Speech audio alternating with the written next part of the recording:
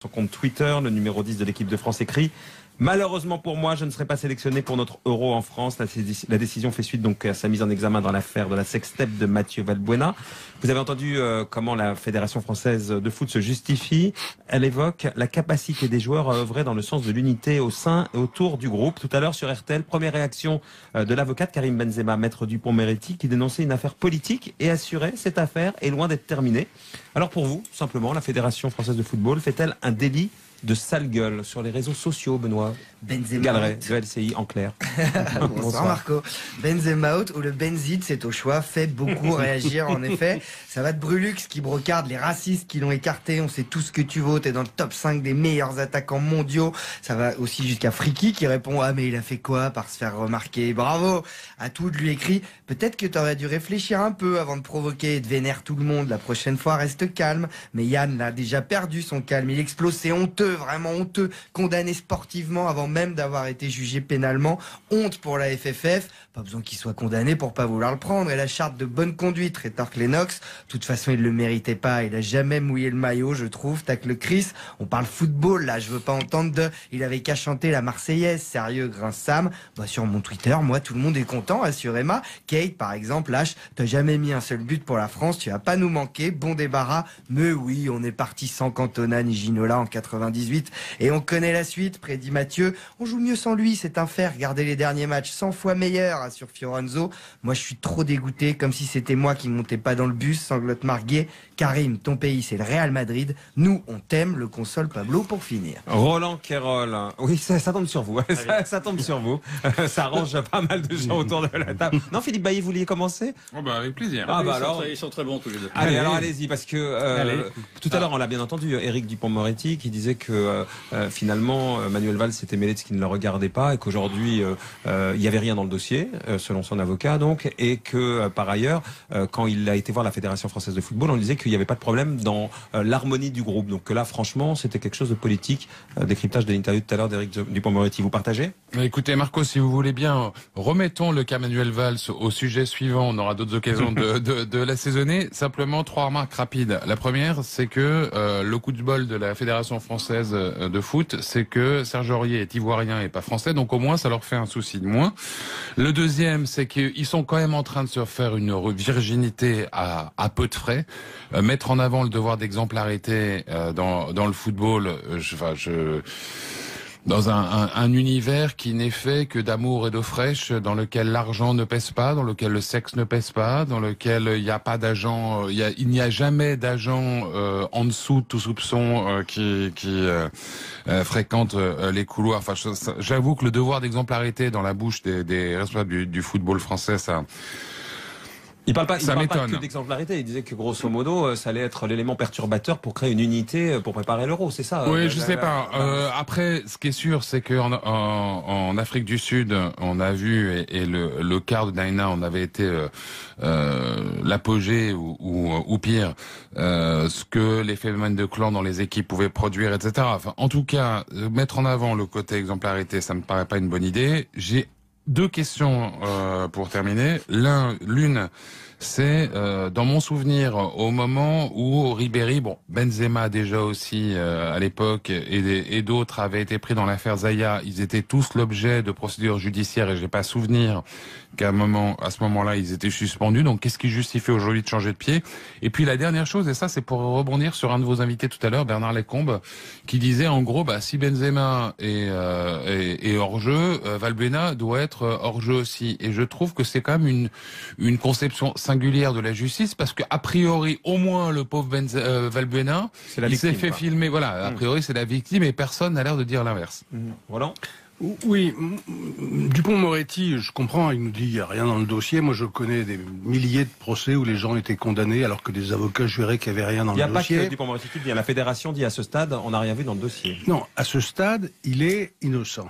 C'est bien ça qui pose problème, c'est que on interdit à quelqu'un de jouer alors que la preuve de sa culpabilité n'est pas faite. La phrase exacte, si vous voulez bien, de la Fédération. Les éléments actuellement disponibles dans ce dossier ne permettent pas d'établir clairement l'implication des différents acteurs, notamment celle de M. Benzema. C'est ça. Et quand même, il n'est pas pris. Et il n'est pas pris parce qu'il faut bien rajouter un peu de choses. Parce que c'est la vraie raison, c'est quand même celle-là. C'est que Manuel Valls a en effet donné le ton en disant, voilà, il mérite pas, il y a le problème d'exemplarité, il mérite pas d'être bleu.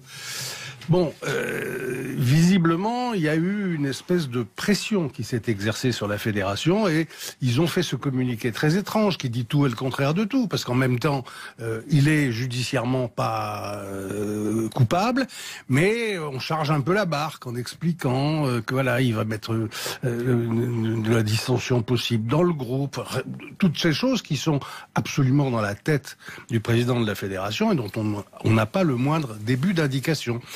C'est tout de même pas bien qu'un type qui est pas condamné puisse être considéré comme suspect et donc non sélectionnable. Quant au fait qu'il serait pas un si bon joueur quand il est en équipe de France, faut peut-être pas exagérer, quoi. C'est vrai qu'il joue souvent mieux au Real qu'il ne joue dans l'équipe de France. Mais c'est quand même un formidable buteur, y compris pour répondre à un internaute, en équipe de France. Il a mis sur son compte aujourd'hui un extrait vidéo de ses propres buts en équipe de France. C'est quand même assez spectaculaire, souvent, hein. Alors, c'est vrai qu'on a une attaque qui va un peu mieux depuis quelques semaines. Moi, tout de même, je regrette assez l'absence de Benzema. Jean-Luc, vous avez vu, fin communicant, Patrick Caner, ministre en charge des sports notamment, expliquer que c'est pas une décision politique, hein, c'est la décision de la fédération. Donc effectivement, en tout cas, le politique met toutes les distances nécessaires avec cette décision, histoire pour faire que ça croire lui revienne. qu'il y a de la distance, oui. Pour faire croire. Moi, je suis pas là pour faire des commentaires, mais vous, oui. Donc ça tombe bien. Je cherchais un mot pour pas donner l'impression de commenter. Allez-y. Évidemment qu'il y a un aspect politique. Évidemment. Mais enfin, on peut pas être dans un univers où on exige l'opinion, comme la presse, comme les responsables du foot, que le président de la République soit là à chaque compétition importante, que le Premier ministre pleure quand on perd, rit quand on gagne, etc. Et expliquer qu'ils doivent la fermer définitivement à chaque fois qu'un problème qui peut entraîner un problème d'éthique, de morale, se pose. Après tout, moi, je préférerais quand même. Après tout, oui, mais à ce moment-là, il y a des jurisprudences qui ont été construites comme ça. C'est-à-dire que vous êtes suspecté, l'opinion et tout le monde dit il faut que le ministre parte et qu'il parte demain. Il aurait dû déjà partir hier. On a une suspicion sur un chef d'entreprise. On dit il faut que le chef d'entreprise parte. Il aurait même dû partir et jamais être chef d'entreprise. Je vois pas pourquoi il y aurait une jurisprudence spéciale non, mais elle est peut-être mauvaise dans tous les cas. Après, naturellement, je dis évidemment avec Roland Quérol que c'est évidemment jamais bien de condamner quelqu'un sur une épreuve majeure quand il n'a pas été quand il n'est pas convaincu d'avoir commis la faute. Pour le reste, c'est vrai que le discours d'exemplarité, on a quand même l'impression d'un discours tenu par des amiches au casino à Las Vegas, quoi. Ça n'a pas, c'est un truc très étrange. Et quant à l'idée, et donc, s'il n'y a pas Benzema, il n'y a pas Valbuena, c'est la justice vue par Nabila. N'insultez pas ma nouvelle copine, si vous voulez bien. Elle ne connaît pas Monsieur El Khomri, mais bon, n'empêche, pour le reste, elle était pas mal. Yvan. Oui, bon, ce n'est pas une décision de justice, donc il n'y a pas à dire qu'il était coupable ou pas coupable. Il n'était pas exemplaire, et donc moi je peux comprendre qu'en effet, il y a à un moment donné une nécessité de mettre à holà à ces dérives du foot dans le fric, la prétention, la vulgarité, la désinvolture. Et Benzema était un peu tout ça, mais en même temps, je ne suis pas, moi, un spécialiste du football. Je déteste le football. Enfin, en tout cas, je déteste ce monde du football. J'aime bien le football comme sport. Et donc, je vois bien qu'il y a quand même aussi, de la part des dirigeants, sans doute, à prendre en considération, non pas mon ressenti qui n'intéresse personne, mais c'est quand même cette exaspération que peuvent avoir un certain nombre de spectateurs ou de gens qui voient ça d'une manière un peu désintéressée et éloignée, à remettre le football ça a été dit, dans sa vocation d'exemplarité. Or, pour l'instant, ça ne l'est pas. Ça devient le collège de la désinvolture et de la vulgarité. Et moi, je n'aime pas ça. Donc, je trouve ça plutôt pas mal que Benzema n'y soit pas. Et je ne vois pas là-dedans une affaire politique, en tout cas. En tout cas, je vous reprends un extrait du livre Tout seul de Raymond Domenech, qui était ancien polémiste dans Refait le Monde, mais surtout ancien sélectionneur de l'équipe de France en 2012. Il disait quand même, il écrivait: il convenait surtout d'éteindre ses égos, se mettant à ébranler le collectif, comme celui de Benzema, maugréant des insultes tous des cons parce qu'ils n'étaient pas entrés en jeu à l'époque donc aux îles Féroé. Donc en tout cas, concernant une difficulté dans le collectif, c'était déjà le cas du temps donc de Domenech. Dans un instant, autre sujet, des masters sélectifs, annonce de Thierry Mandon ce matin sur RTL, donc une sélection dans l'université. On en débat dans un instant. RTL Soir. On refait le monde. Marc-Olivier Fogiel. L'optique de morale se pose après tout. Moi, je préférerais quand même. Après tout. Oui, mais à ce moment-là, il y a des jurisprudences qui ont été construites comme ça. C'est-à-dire que vous êtes suspecté, l'opinion et tout le monde dit il faut que le ministre parte et qu'il parte demain. Il aurait dû déjà partir hier. On a une suspicion sur un chef d'entreprise. On dit il faut que le chef d'entreprise parte. Il aurait même dû partir et jamais être chef d'entreprise. Je vois pas pourquoi il y aurait une jurisprudence spéciale non, mais elle est peut-être mauvaise dans tous les cas. Après, naturellement, je dis évidemment avec Roland Querol que c'est évidemment jamais bien de condamner quelqu'un sur une épreuve majeure quand il n'a pas été quand il n'est pas convaincu d'avoir commis la faute. Pour le reste, c'est vrai que le discours d'exemplarité, on a quand même l'impression d'un discours tenu par des Amish au casino à Las Vegas, quoi. Ça n'a pas, c'est un truc très étrange. Et quant à l'idée, et donc, s'il n'y a pas Benzema, il n'y a pas Valbuena, c'est la justice vue par Nabila. N'insultez pas ma nouvelle copine, si vous voulez bien. Elle ne connaît pas Monsieur El Khomri, mais bon, on n'empêche, pour le reste, elle était pas mal. Yvan. Oui, bon, ce n'est pas une décision de justice, donc il n'y a pas à dire qu'il était coupable ou pas coupable. Il n'était pas exemplaire, et donc moi je peux comprendre qu'en effet, il y a à un moment donné une nécessité de mettre à holà à ces dérives du foot dans le fric, la prétention, la vulgarité, plus la désinvolture. Et Benzema était un peu tout ça, mais en même temps, je ne suis pas, moi, un spécialiste du football. Je déteste le football. Enfin, en tout cas, je déteste ce monde du football. J'aime bien le football comme sport. Et donc, je vois bien qu'il y a quand même aussi, de la part des dirigeants, sans doute, à prendre en considération, non pas mon ressenti qui n'intéresse pas. Son compte Twitter, le numéro 10 de l'équipe de France écrit: malheureusement pour moi, je ne serai pas sélectionné pour notre Euro en France. La décision fait suite donc à sa mise en examen dans l'affaire de la sextape de Mathieu Valbuena. Vous avez entendu comment la Fédération française de foot se justifie. Elle évoque la capacité des joueurs à œuvrer dans le sens de l'unité au sein et autour du groupe. Tout à l'heure sur RTL, première réaction de l'avocate Karim Benzema, maître Dupond-Moretti, qui dénonçait une affaire politique et assurait cette affaire est loin d'être terminée. Alors pour vous, simplement, la Fédération française de football fait-elle un délit de sale gueule sur les réseaux sociaux, Benoît Galeret, de LCI en clair. Bonsoir Marco. Benzema out ou le Benzit, c'est au choix, fait beaucoup réagir en effet. Ça va de Brulux qui brocarde les racistes qui l'ont écarté, on sait tout ce que tu vaux, t'es dans le top 5 des meilleurs attaquants mondiaux. Ça va aussi jusqu'à Friki qui répond mais il a fait quoi par se faire remarquer. Bravo à tout de lui écrit. Peut-être que t'aurais dû réfléchir un peu avant de provoquer et de vénérer tout le monde. La prochaine fois, reste calme. Mais Yann l'a déjà perdu son calme. Il explose, c'est honteux, vraiment honteux. Condamné sportivement avant même d'avoir été jugé pénalement. Honte pour la FFF. Pas besoin qu'il soit condamné pour pas vouloir le prendre. Et la charte de bonne conduite, rétorque Lennox. De toute façon, il le méritait pas. Il a jamais mouillé le maillot, je trouve. Tacle Chris. On parle football, là. Je veux pas entendre de... Il avait qu'à chanter la Marseillaise. Sérieux, grince Sam. Bah, sur mon Twitter, moi, tout le monde est content, assurément. Kate, par exemple, lâche. T'as jamais mis un seul but pour la France. Tu vas pas nous manquer. Bon débarras. Mais oui, on est parti sans Cantona ni Ginola en 98. Et on connaît la suite, prédit Mathieu. On joue mieux sans lui, c'est un fait. Regardez les derniers matchs, 100 fois meilleurs, assure Fiorenzo. Moi, je suis trop dégoûté, comme si c'était moi qui montais pas dans le bus, sanglote Marguet. Karim, ton pays, c'est le Real Madrid. Nous, on t'aime, le console Pablo pour finir. Roland Querol. Oui, ça tombe sur vous. Ça tombe sur vous.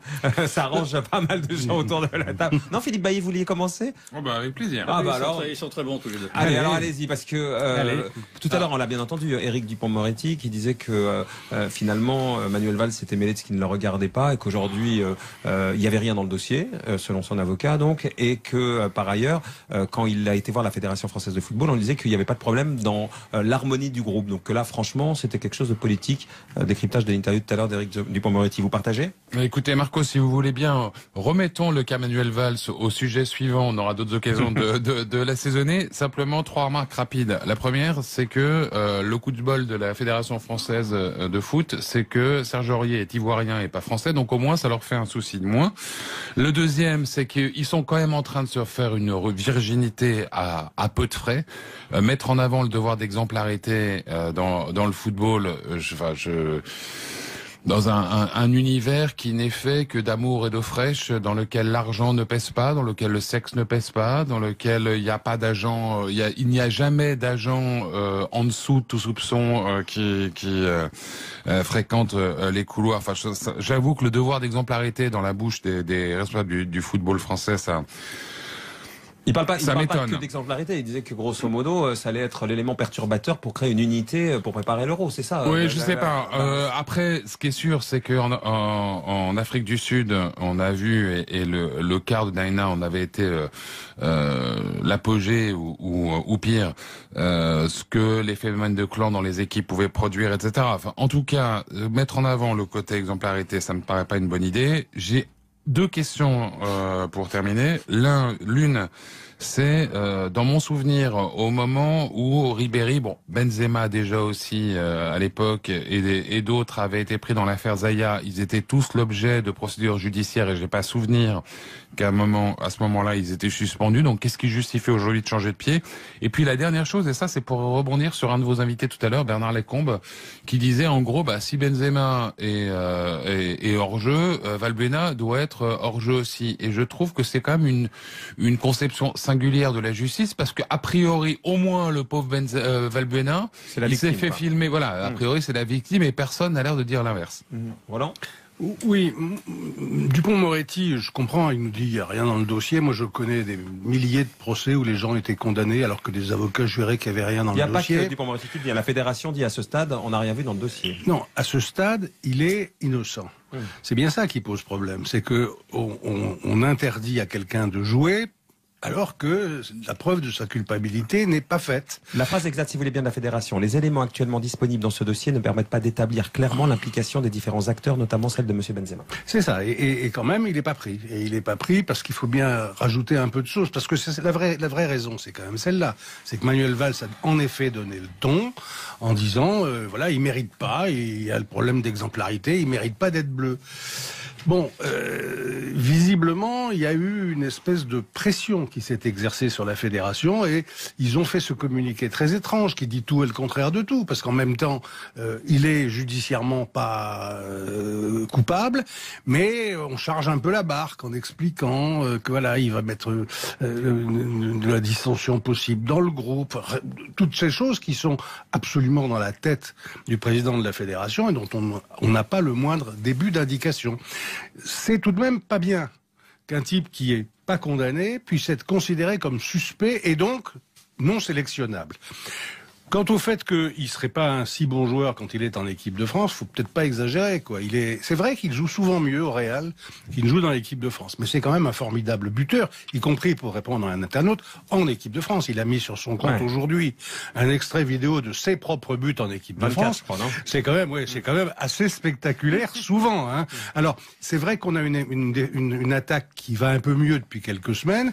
Moi, tout de même, je regrette assez l'absence de Benzema. Jean-Luc, vous avez vu, vous, fin communicant, Patrick Caner, ministre en charge des sports notamment, expliquer que c'est pas une décision politique, hein, c'est la décision de la fédération. Donc effectivement, en tout cas, le politique met toutes les distances nécessaires avec cette décision, histoire pour faire que ça croire lui qu'il y a de revienne. la distance, oui. Pour faire croire.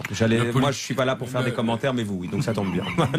Je cherchais un mot pour pas donner l'impression de commenter. Allez-y. Évidemment qu'il y a un aspect politique. Évidemment. Mais enfin, on peut pas être dans un univers où on exige l'opinion, comme la presse, comme les responsables du foot, que le président de la République soit là à chaque compétition importante, que le Premier ministre pleure quand on perd, rit quand on gagne, etc. Et expliquer qu'ils doivent la fermer définitivement à chaque fois qu'il y a un problème qui peut entraîner un problème d'éthique, de morale.